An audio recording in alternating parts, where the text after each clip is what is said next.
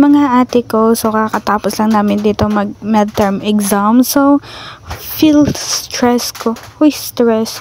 So, nagyaya nga pala ako magpunta sa beach. Uy, beach. Bye-bye.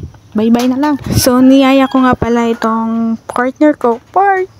Sige, kumpare na mag-sweet video. Sabi ko, buhatin niya ako. So, anong nangyari? Tingnan. It was at this moment that he knew.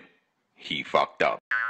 So, wala na yung sweet. Sumakit pa yung likod. Mapapa-order pa yata sa Shopee ng likod. Uy. So, ayan. Tinawanan ko na lang siya. Sabi ko, halika nga dito. Bakit hindi mo ako kaya? Sabi niya, sakit daw ng likod niya. Hindi daw ako kaya. Sobrang bigat ko. Bakit? Kasi baboy daw ako. Hoy, bakit? Nakita mo akong kumakain ng feeds? Sumbong kita kay mama.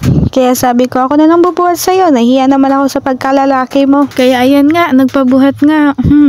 Nahiya naman ako. Ewan ko talaga kung sinong lalaki dito sa amin. Tingin nyo guys, sinong lalaki sa amin?